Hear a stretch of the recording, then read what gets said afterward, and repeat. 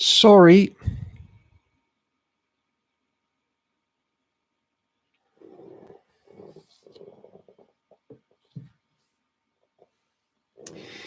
Okay.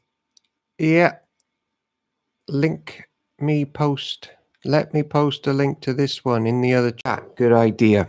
Good idea. Whoopsie. And Neil, save the thumbnail for the other one for this one.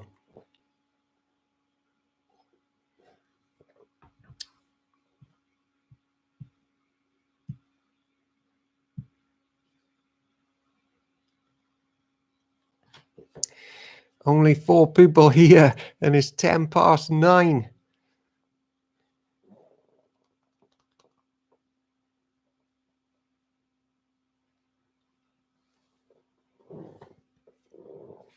A disaster start for day 16. Hello, petty boy.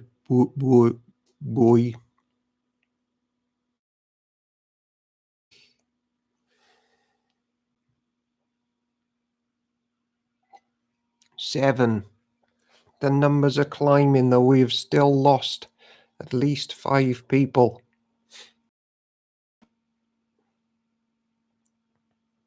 6.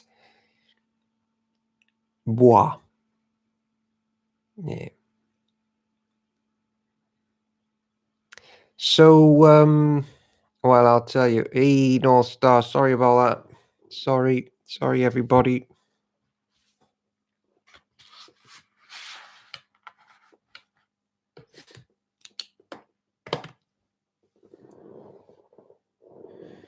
Nine. We're climbing. We are climbing, and it's nearly 9:10. Perhaps we won't make it over to numbers after all.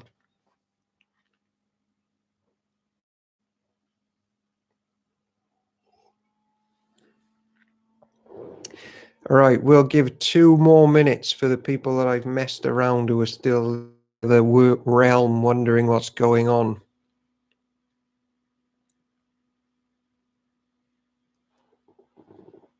Admin will be pasting the new link all over our social media pages. I know that for sure. For sure.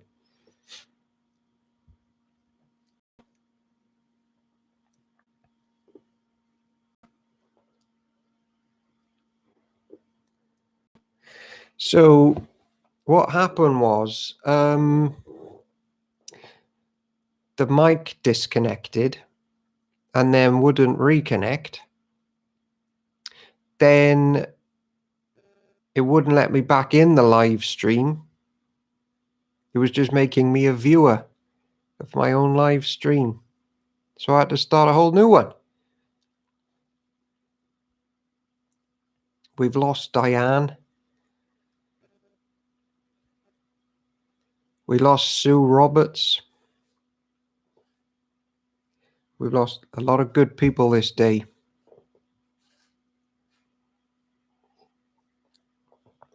Who knows if Chris Williams ever made it through? And Cara, good people. Lost in the nether realm. She's back. Sorry, Diane.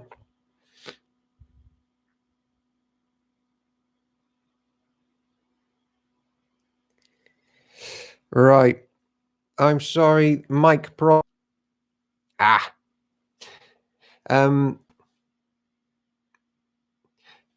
Oh, just said my connection is unstable. Can anything else go wrong?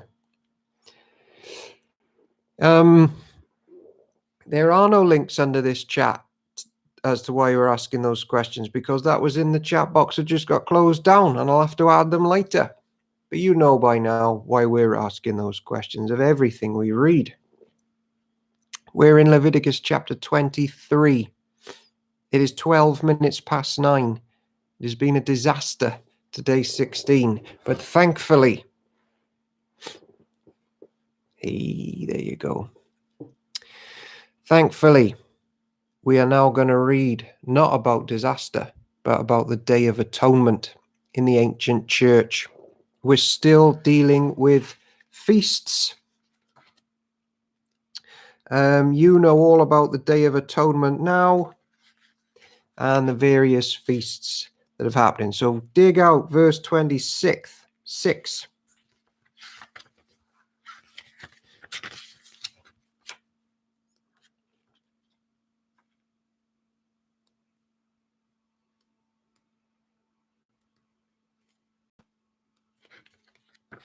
So whole creation needs to be renewed by the great high priest, and this festival celebrated it. This is the word of the Lord. Thanks be to God. Then the Lord said to Moses, be careful to celebrate the Day of Atonement on the 10th day of that same month, 9 days after the festival of trumpets. We covered that yesterday, and that's now up on YouTube. You must observe it as an official day for a holy assembly, a day to deny yourselves and present special gifts to the Lord. Do no work during that entire day, because it is the Day of Atonement, when offerings of purification are made for you, making you right with the Lord your God. All who do not deny themselves that day will be cut off from God's people, and I will destroy anyone among you who does any work on that day. Not working, of course, was a statement that we believe that God will provide. You must not do any work at all. This is a permanent law for you, and it must be observed from generation to generation. Wherever you live, this will be a Sabbath day, a complete rest for you. And on that day, you must deny yourselves. This day of rest will begin. It's still saying my connection is unstable, so let me know if I'm not coming through clearly. The festival of shelters, aka tabernacles and tents. Read Hebrews 11 for this one, about how Abraham knew he would, he didn't need to live in a proper building, because his building is coming in the new heavens and the new earth. I didn't have anything to do with the technical problems that caused the delay of the start of today's feed. That is correct, Chris Williams. Yeah. And the Lord said to Moses, give the following instructions to the people of Israel. Begin celebrating the festival of shelters or tents on the 15th day, or tabernacles, on the 15th day of the appointed month, 5 days after the Day of Atonement. Thank you, Parkin Admin.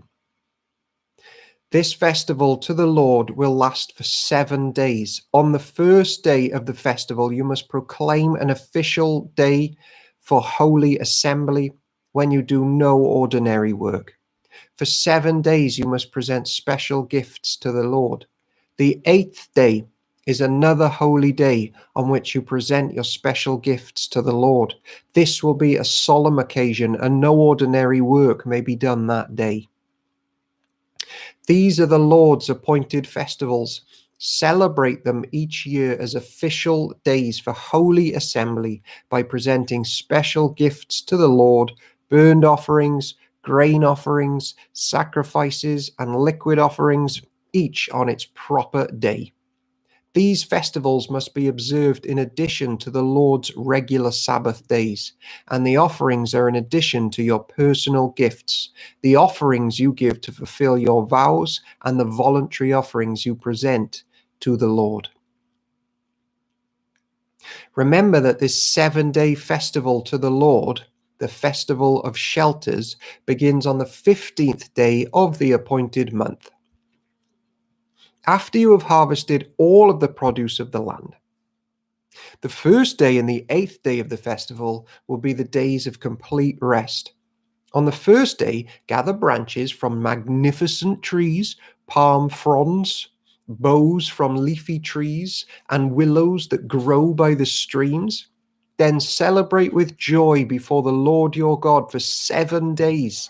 You must observe this festival to the Lord for 7 days every year. This is a permanent law for you, and it must be observed in the appointed month, from generation to generation.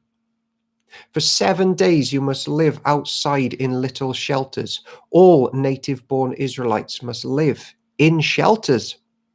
This will remind each new generation of Israelites that I made their ancestors live in shelters when I rescued them from the land of Egypt. I am the Lord your God.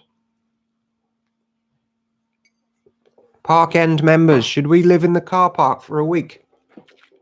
I'm up for it. So Moses gave the Israelites these instructions regarding the annual festivals of the Lord. I know Kara's watching. Doesn't she already live in shelters, like helping homeless people? Leviticus 24. Now, right down to verse 10, we're dealing with the final feast. Oil and bread. Then 24 verse 10, things change. And we are heading now to the end of Leviticus. Pure oil and holy bread. Diane's up for it. The Lord said to Moses, command the people of Israel to bring you pure oil of pressed olives for the light, to keep the lamps burning continually. This is the lampstand that stands in the tabernacle in front of the inner curtain that shields the ark of the covenant. Aaron must keep the lamp burning in the Lord's presence all night. This is a permanent law for you, and it must be observed from generation to generation. Aaron and the priests must tend the lamps on the pure gold lampstand continually in the Lord's presence. Church is a light to the nations. Matthew 5, that is, isn't it? You must bake 12 flat loaves of bread from choice flour, using 4 quarts of flour for each loaf. Place the bread before the Lord on the pure gold table and arrange the loaves in 2 stacks, with 6 loaves in each stack. Put some pure frankincense near each stack to serve as a representative offering, a special gift presented to the Lord. Every Sabbath day, this bread must be laid out before the Lord as a gift from the Israelites. It is an ongoing expression of the eternal covenant. The loaves of bread will belong to Aaron and his descendants, who must eat them in a sacred place, for they are most holy. It is the permanent right of the priests to claim this portion of the special gifts presented to the Lord. Now, just pause there, because I have to turn my printer off because it's making funny noises.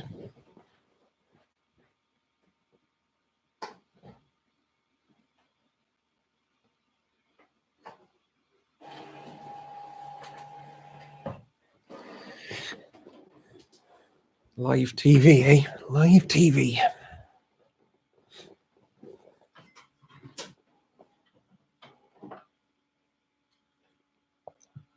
Okay, now it changes for the last parts. We deal now with a problem which was forbidden in the ancient church, and that is the problem of blasphemy and the punishment that would come for it. Now, blasphemy in the Hebrew is sort of used in 2 ways. One, to blaspheme meant literally to, and the other one is curse, to pierce and to curse. And what is the name that they are forbidden to pierce and to curse? It's the Lord. The Lord actually the second person of the Trinity, the Son of God. It's that name, the name. You see that in Exodus 34. It's the same word used. And in Acts chapter 5, people are honored to die for that name. So what's really interesting is the only other punishment of this severity for blaspheming you would get for child sacrifice. So take very seriously the Lord's Prayer, Our Father, who art in heaven, hallowed be thy name.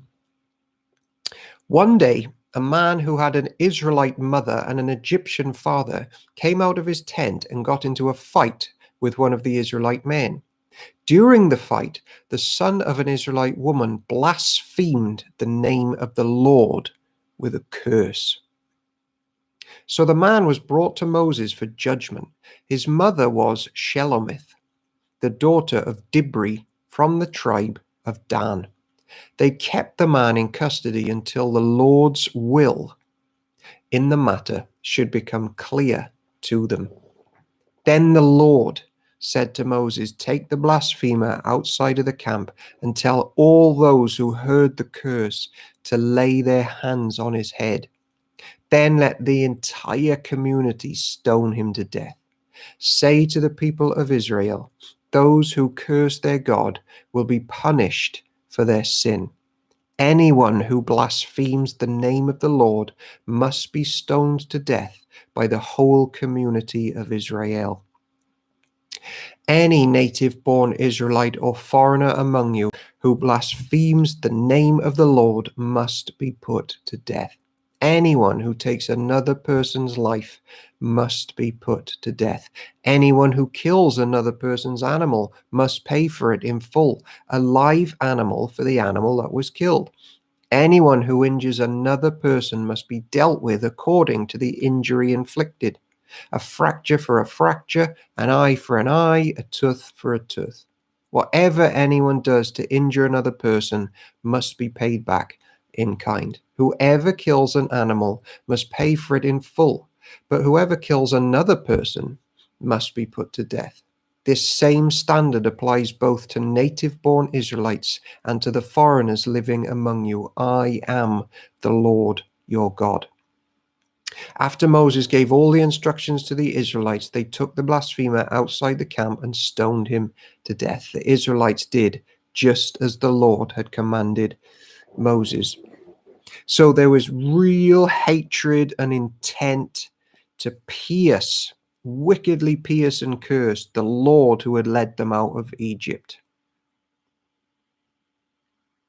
And if you pierce and curse life, there's nowhere to go but death. Note now in Leviticus chapter 25 the generosity in the ancient church with the Sabbath year, and the land, and how sacred even land is and is part of Jesus's redemption. It's not just people he's going to redeem, it's the land as well. And to not treat slaves in a ruthless way. Finally, I want us, as we close this chapter off, to think about ways that we might be able to help poor people in our churches, or slaves. There's loads of sex trafficking in Cardiff at the moment. Oh, I have two streams, hence my connection issues. Hold on. Let me try and close the other one down. Open that there. Stay there, folks. I'm double streaming. I am double streaming somehow. Wait. Everything has gone wrong on day 16. Videos. Live.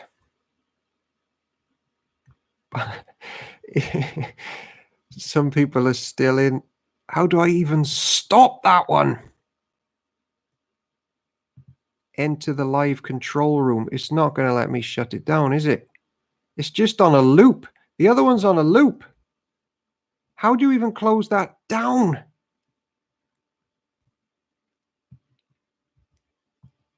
Who knows? Who knows? Park End admin, I've got to hand that over to you. But it is not letting me delete it because it is still in full flow. A disaster. Sorry, everybody.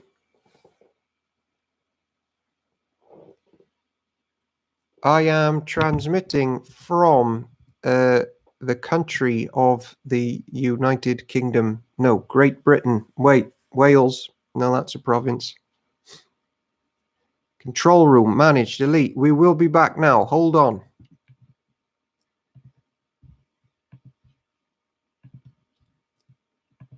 YouTube. Your channel.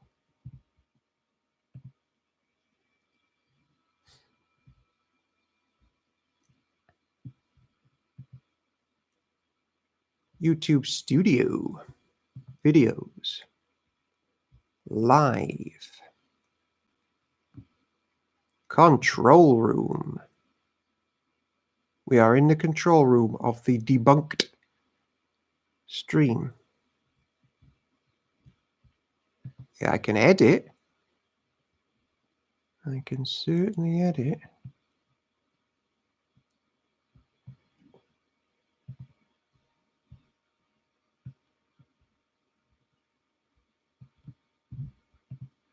Stream health, analytics, stream settings, additional settings. No, it's over, man. I mean, if people are following, I can survive that. Oh, manage. This stream cannot be accessed from the manage list. Exiting will not end the stream if it's currently live. I don't know what that means. Exit stream. Exit stream. I think I did it. No, I didn't do it. I didn't do it. Forget it, man. Forget it. It's okay. You can hear me. We're good. Sorry, everybody. It's not usually like this. All right. Hey, man, if you can hear me, you can hear me. Let's crack on. All right. Should we get back to the Bible hour? The Sabbath year. Leviticus 25. Verse 1. While Moses was on Mount Sinai, the Lord said to him, "Give the following instructions to the people of Israel. When you have entered the land I am giving you, the land itself must observe a Sabbath rest before the Lord every 7th year. For 6 years you may plant your fields and prune your vineyards and harvest your crops. But during the 7th year, the land must have a Sabbath year of complete rest. It is the Lord's Sabbath. Do not plant your fields or prune your vineyards during that year. And don't store away the crops that grow on their own and gather the grapes from your unpruned vines. The land must have a year of complete rest. But you may eat whatever the land produces on its own during its Sabbath. This applies to you, your male and female servants, your hired workers, and the temporary residents who live with you. Your livestock and the wild animals in your land will also be allowed to eat what the land produces. The year of Jubilee, this is a great one. In addition, you must count off the 7 Sabbath years, set 7 sets of 7 years, adding up to 49 years in all. Then, on the Day of Atonement in the 15th year, blow the ram's horn loud and long throughout the land. Set this year apart as holy, a time to proclaim freedom throughout the land for all who live there. It will be a jubilee year for you when each of you may return to the land that belonged to your ancestors and return to your own clan. This 15th year will be a jubilee year for you. During that year, you must not plant your fields or store away any of the crops that grow on their own, and don't gather the grapes from your unpruned vines. It will be a jubilee year for you, and you must keep it holy. But you may eat whatever the land produces on its own. In the year of Jubilee, each of you may return to the land that belonged to your ancestors. When you make an agreement with your neighbor to buy or sell property, you must not take advantage of each other. When you buy land from your neighbor, the price you pay must be based on the number of years since the last Jubilee. The seller must set the price by taking into account the number of years remaining until the next year of Jubilee. The more years until the next Jubilee, the higher the price. The fewer years, the lower the price. After all, the person selling the land is actually selling you a certain number of harvests. Show your fear of God by not taking advantage of each other. I am the Lord your God. That's a great verse for churches. Show your fear of God by not taking advantage of each other. I am the Lord your God. If you want to live securely in the land, follow my decrees and obey my regulations. Then the land will yield large crops, and you will eat your fill and live securely in it. But you might ask, what will we eat during the 7th year, since we're not allowed to plant or harvest crops that year? Be assured that I will send my blessing for you in the 6th year, so the land will produce a crop large enough for 3 years. When you plant your fields in the 8th year, you will be eating from the large crop of the 6th year. In fact, you will still be eating from that large crop when the new crop is harvested in the 9th year. Redemption of property. Verse 23. The land must never be sold on a permanent basis, for the land belongs to me. You are only foreigners and tenant farmers working for me. With every purchase of land, you must grant the seller the right to buy it back. If one of your fellow Israelites falls into poverty and is forced to sell some family land, then a close relative should buy it back for him. If there is no close relative to buy the land, but the person who sold it gets enough money to buy it back, he then has a right to redeem it from the one who bought it. The price of the land will be discounted according to the number of years until the next Jubilee. In this way, the original owner can then return to the land. But if the original owner cannot afford to buy back the land, it will remain with the new owner until the next year of Jubilee, and in the Jubilee year, the land must be returned to the original owners so they can return to their family land.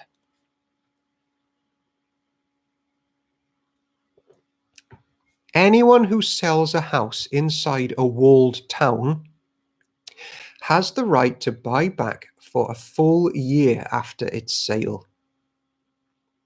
During that year, the seller retains the right to buy it back. But if it is not bought back within a year, the sale of the house within the walled town cannot be reversed. It will become the permanent property of the buyer. It will not be returned to the original owner in the year of Jubilee. But a house in a village, a settlement without a fortified wall, will be treated like property in the countryside. Such a house may be brought back at any time, and it must be returned to the original owner in the year of Jubilee. You've got to love that all their possessions were just quite free at the end, and they were all looking after each other in the land of heaven on earth. The Levites always have a right to buy back a house that they have sold within 2 towns allotted to them. And any property that is sold by the Levites, all houses within the Levitical towns, must be returned in the year of Jubilee. After all, the houses in the towns reserved for the Levites are the only property they own in all of Israel.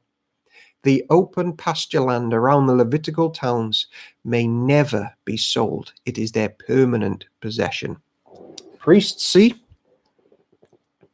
Redemption of the poor and enslaved. And if ever there's a chunk to be paid attention to in 2020, it's this.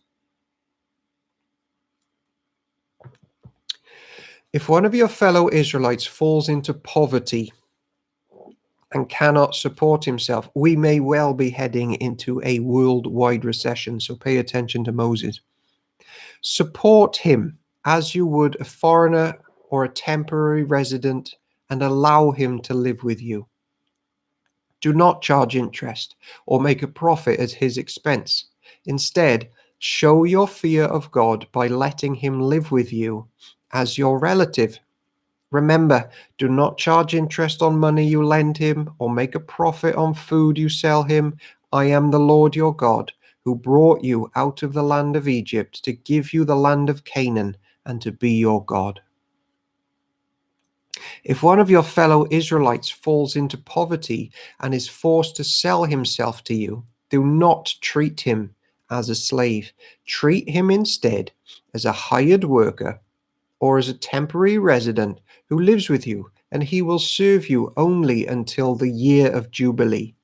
At that time, he and his children will no longer be obligated to you, and they will return to their clans and go back to the land originally allotted to their ancestors. The people of Israel are my servants, whom I brought out of the land of Egypt, so that they must be never sold as slaves. Show your fear of God by not treating them harshly. Oh, the Bible's pro-slavery and it's wicked. Don't read 19th century slavery ethics into what the Bible speaks of as slavery, where this is quite a secure and financially welfare safe means of existence for the poor. However, you may purchase male and female slaves from among the nations around you. You may also purchase the children of temporary residents who live among you, including those who have been born in your land. You must treat them as your property, passing them on to your children as a permanent inheritance. You may treat them as slaves, but you must never treat your fellow Israelites this way. Suppose a foreigner or temporary resident becomes rich while living among you. If any of your fellow Israelites fall into poverty and are forced to sell themselves to such a foreigner or to a member of his family, they still retain the right to be brought back, even after they have been purchased. They may be bought back by a brother, an uncle, or a cousin. In fact, anyone from the extended family might buy them back. They may also redeem themselves if they have prospered. They will negotiate the price of their freedom with the person who bought them. The price will be based on the number of years from the time they were sold until the next year of Jubilee, whatever it would cost a hired worker for that period of time. If many years still remain until the Jubilee, they will repay the proper portion of what they received when they sold themselves. If only a few years remain until the next year of Jubilee, they will repay a small amount for their redemption. The foreigner must treat them as workers hired on a yearly basis. You must not allow a foreigner to treat any of your fellow Israelites harshly. If any Israelites have not been brought back until the time of the year of Jubilee arrives, they and their children must be set free at that time.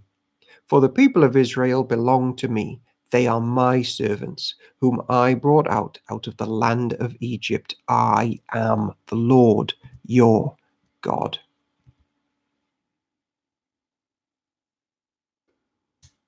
Leviticus chapter 26.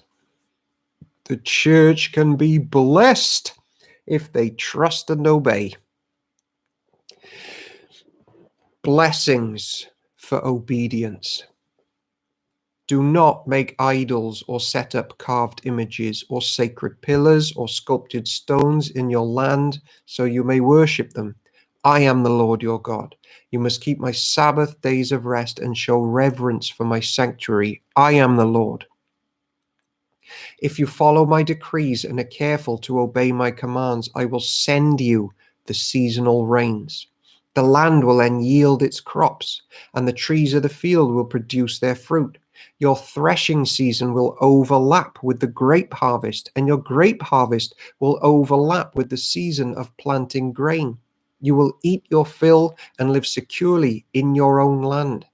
I will give you peace in the land, and you will be able to sleep with no cause for fear. I will rid the land of wild animals and keep your enemies out of the land. In fact, you will chase down your enemies and slaughter them with your swords. 5 of you will chase 100, and 100 of you will chase 10,000, and your enemies will fall beneath your sword. I will look favorably upon you, making you fertile and multiplying your people, and I will fulfill my covenant with you. You will have such a surplus of crops that you will need to clear out the old grain to make room for the new harvest. I will live among you, and I will not despise you. I will walk among you. I will be your God, and you will be my people. I am the Lord your God, who brought you out of the land of Egypt, so you would no longer be their slaves. I broke the yoke of slavery from your neck, so you can walk with your heads held high.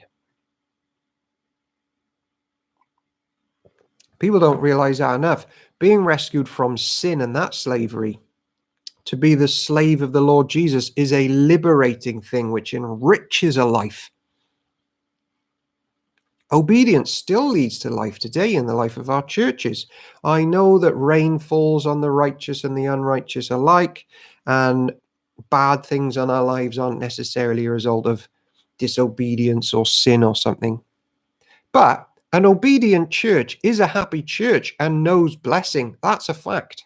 In the kindness of God, particularly in the New Testament churches like Corinth and that, even in their disobedience, they were knowing blessing, the grace of God. But we're to aim for perfection and for joyful fellowship, obeying the Lord, aren't we? Punishments for disobedience, verse 14. However, if you do not listen to me or obey all these commands, and if you break my covenant by rejecting my decrees, treating my regulations with contempt, and refusing to obey my commands, I will punish you. I will bring sudden terrors upon you, wasting diseases. Ooh! What is verse 16 in the NIV or the King James there? It's not wasting diseases. Is something more powerful than wasting diseases, and burning fevers that will cause your eyes to fail and your life to ebb away. You will plant your crops in vain because your enemies will eat them. I will turn against you and you will be defeated by your enemies.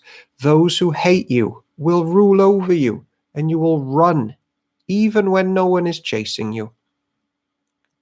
And if, in spite of all of this, you still disobey me, I will punish you 7 times over for your sins. I will break your proud spirit by making the skies as unyielding as iron and the earth as hard as bronze. All your work will be for nothing, for your land will yield no crops, and your trees will bear no fruit. If even you remain hostile towards me and refuse to obey me, I will inflict disaster on you 7 times over for your sins. I will send wild animals that will rob you of your children and destroy your livestock. Your numbers will dwindle and your roads will be deserted. It's a bit like hell, this, isn't it? Hell on earth. And if you fail to learn the lesson and continue your hostility towards me, then I myself will be hostile towards you. I will personally strike you with calamity 7 times over for your sins. I will send armies against you to carry out the curse of the covenant you have broken. When you run to your towns for safety, I will send a plague to destroy you there, and you will be handed over to your enemies. Now, I know we're not under this Mosaic covenant, sort of, but it is Jesus, the Lord, saying these things. So rid yourself of a Dairy Lee harp playing clown. He is a warrior. Verse 26. I will destroy your food supply so that 10 women will need only 1 oven to bake bread for their families. They will ration your satisfied. If in spite of all this you still refuse to listen and still remain hostile towards me, then I will give full vent to my hostility. I myself will punish you 7 times over for your sins. Then you will eat the flesh of your own sons and daughters. I will destroy your pagan shrines and knock down the places of worship. I will leave your lifeless corpses piled on top of your lifeless idols, and I will despise you, given over to their own idolatrous, sacrificial, godless ways. I will make your cities desolate and destroy your places of pagan worship. I will take no pleasure in your offerings that should be a pleasing aroma to me. Yes, I myself will devastate your land and your enemies who came to occupy it. They will be appalled at what they see. I will scatter you among the nations and bring out my sword against you. Your land will become desolate, and your cities will lie in its ruins. Verse 16 in the KJV. Then I will do this to you. I will bring on you sudden terror, wasting diseases. Oh.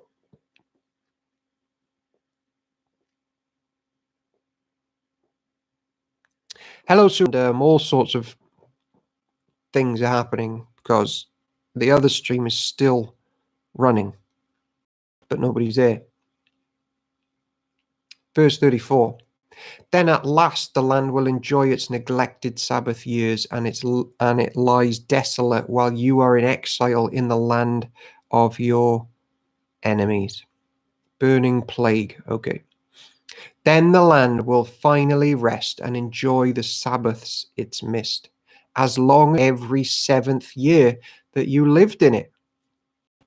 And for those of you that survive, I will demoralize you in the land of your enemies. You will live in such fear that the sound of a leaf from a sword, and you will fall even when no one pursues you. Though no one is chasing you, you will stumble over each other as though fleeing from a sword. You will have no power to stand up against your enemies. You will die among the foreign nations and be devoured in the land of your enemies. Those of you who survive will waste away in your enemies' lands because of their sins and the sins of their ancestors. Isn't judgment a thing to be afraid of? But at last my people will confess their sins and the sins of their ancestors for betraying me and being hostile towards me, when I have turned their hostility back on them and brought them to the land of their enemies. Then at last their stubborn hearts will be humbled, and they will pay for their sins. Then I will remember my covenant with Jacob and my covenant with Isaac and my covenant with Abraham, and I will remember the land. For the land must be abandoned to enjoy its years of Sabbath rest as it lies deserted. At last the people will pay for their sins, for they have continually rejected my regulations, despised my decrees. But despite all this, I will not utterly